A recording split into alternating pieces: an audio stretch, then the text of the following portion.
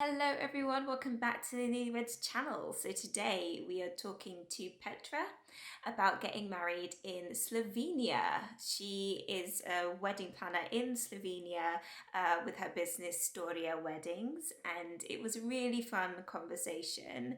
I've never been to Slovenia, so I learnt a whole lot, but if you're interested in other places to get married across the world, we've done quite a few episodes of this series already, so do check out the playlist in the links down below. And without further ado, let's talk about Slovenia. So I am pleased to introduce you to Petra. She's joining us today to talk about weddings in Slovenia, and her business is called Storija Weddings. Thank you so much, Petra, for coming onto my channel. It's not a problem. Thank you for inviting me. So I am so excited about talking about Slovenia weddings today. I've heard lots of great things about this tiny country, so we're going to get right into it. But first, tell us a bit more about you and your business and why you do what you do, why you love what you do. At first, I will say hi to you and hi to all the viewers. So I'm Petra Starbek. I am the wedding planner who lives in Slovenia. So I am a mom, I am a wife, I am a 100% of lover of great coffee, homemade ice cream, and I would say that I am a lover of love and a great love story. My love for weddings and beautiful designs, flowers and planning lead me to specialize in weddings many years ago. In 2008, I opened my own wedding planning agency called Storija Weddings, like you mentioned. And from then, I think I planned more than 400 weddings. So I love the creativity which comes with the planning, and I love getting to know my couple through the wedding planning. So every couple have unique story, and they are amazing, and from all over the world, not just from the Slovenia, but from Russia, let me say, from America and another country. And at the end, I would say, I live and breathe weddings. Amazing. And that's what we want. That's what we want from an amazing wedding planner. So let's talk about why the international couples that you work with, why do they want to get married in Slovenia? What's drawing them? What's so great about getting married in Slovenia? I would start with, maybe this will be cliche or just romantic thing, but I think Slovenia is the only country who has the love inside of the name. So S, love, Inia, so Slovenia. So you can tell your guests that you will get married in the country where the love is inside of the name of the country. This is I love this reason, because it's love. The second reason, I would say that we are really small, and because of that, if I'm looking at the moment, the sea behind of me can be mountains, it can be like this, that in the morning you can climb the mountains, during the lunchtime you can swim in the sea, and at night you can drink good wine in the wine cellar around somewhere in the wine region called Brda in Slovenia. And I think the Slovenia, because it's so small, and the variety of the different locations, the castles, the mountains, the lakeside, that every bride can find the venue in the Slovenia, and she will love it. And maybe this is the great point.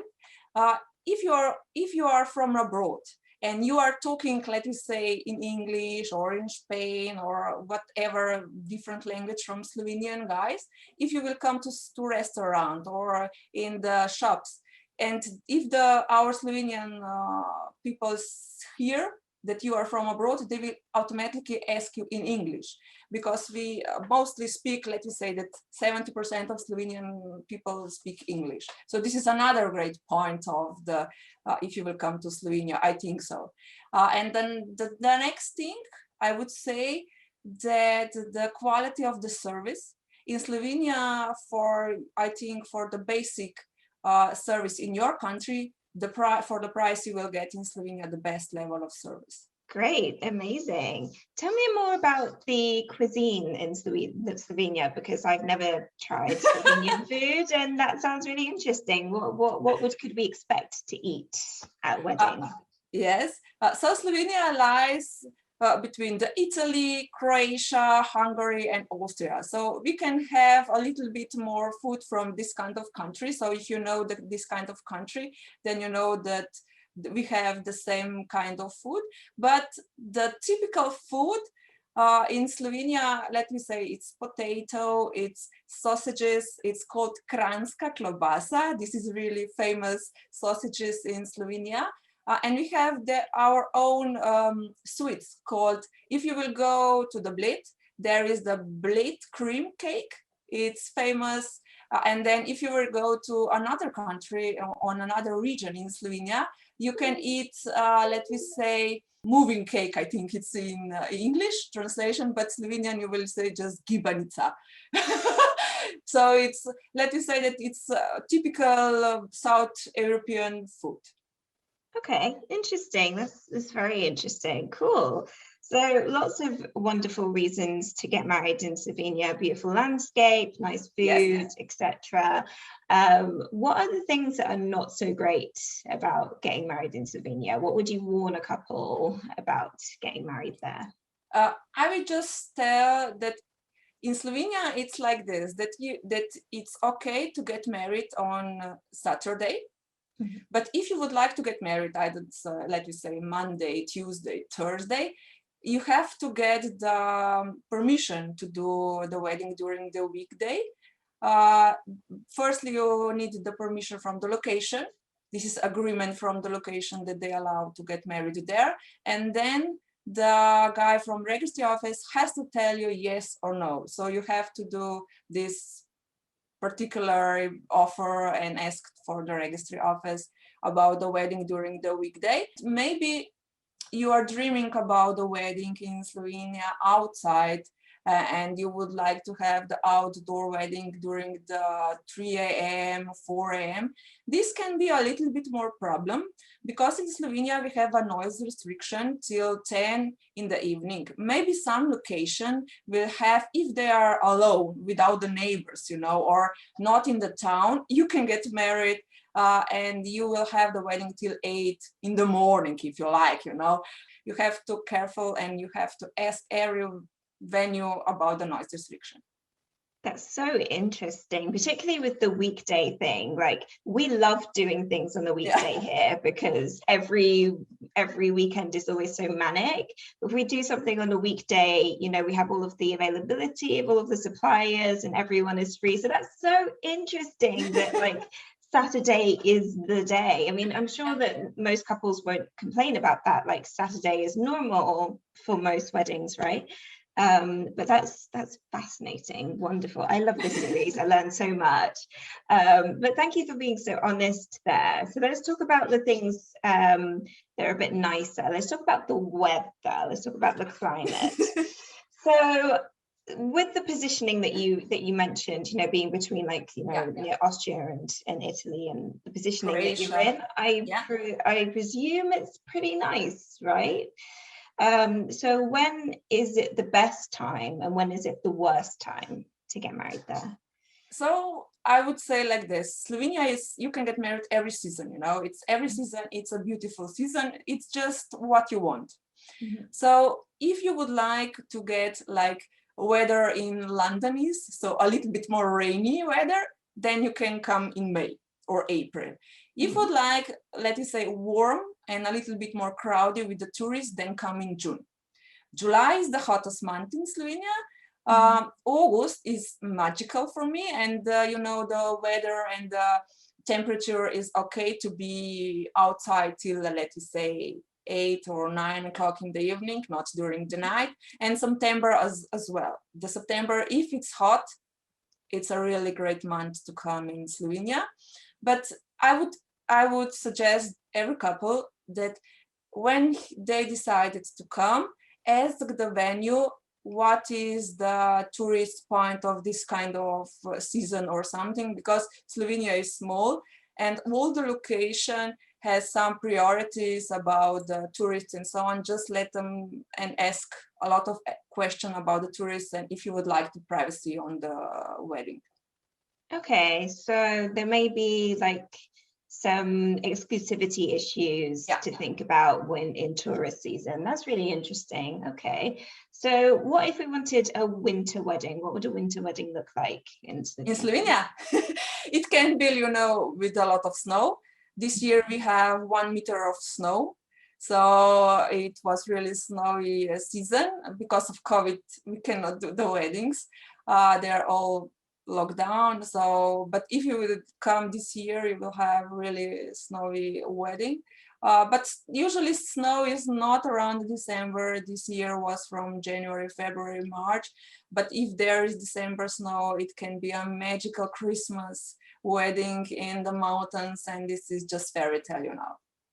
Oh, wow. Okay, fabulous. Really, really nice. So we're going to throw out a little scenario. No one particularly likes answering, I'm afraid.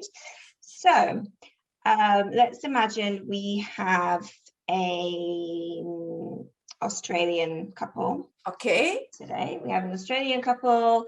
They're bringing over 50 guests to get married in Slovenia, and they're getting married in August.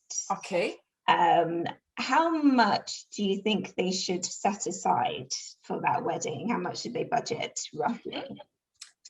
You know that this question is really hard to answer and tricky because every couple has unique wishes and every couple wants something different and they have some priorities, you know. One wedding planner told that the budget list is just the priorities with the numbers attached. And I totally agree in this quote because I would say if you get married in Slovenia, please remember that Slovenia don't have the season prices or something. The prices will be the whole year the same for the wedding.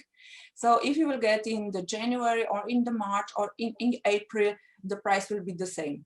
Maybe it can vary in the accommodations area, but for the vendors, it will be the same. So if you would like to have nice, beautiful wedding, prepare between 15 to 25 euros. Mm-hmm. Okay, so between 15 and 25,000. This is quite a big range though. So 15 kind of minimum is good. Okay, interesting, really good. Okay, cool. So let's stick with our Australian couple then. Okay. They want to sign their legal paperwork in Slovenia. Do you recommend that? And how simple of a process could that be? Mm-hmm. So I think the Slovenian papers can be a little bit more tricky for the registry office because you don't need to live in Slovenia or something like that, but you have to come in Slovenia before the wedding. That means 90 to 30 days before the wedding because the registry office needs 1 month to prepare all the papers, which you will get on the wedding day. And just remember, if you would like to get international certificate, you have to tell them during this meeting and you have to pay for this paper because on the wedding day, you will only get Slovenian papers. So if you would like to get international, just ask them to give and to prepare the papers for you.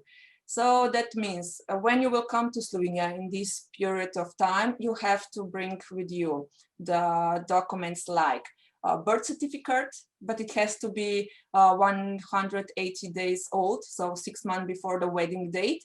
So ID cards or passport from you and witnesses, just the copy from witnesses. If you will have it in Slovenia from 2018, you don't need to have the witnesses. In Slovenia, it's only recognized the civil wedding, not the church wedding. So if you would like to have the church, you have to do it in civil in your country or in Slovenia. Then you need to, if you were previously divorced or married or your future or your husband or wife died, you have to have all these papers in Slovenia, but it has to be translated from your language into Slovenian language. we have 2 million people, and we have our own language. So it has to be translated in our language.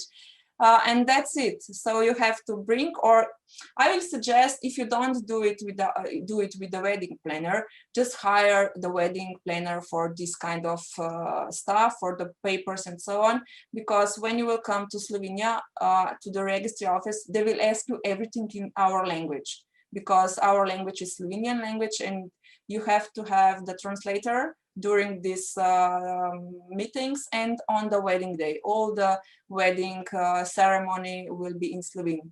Then you need to have the translator there.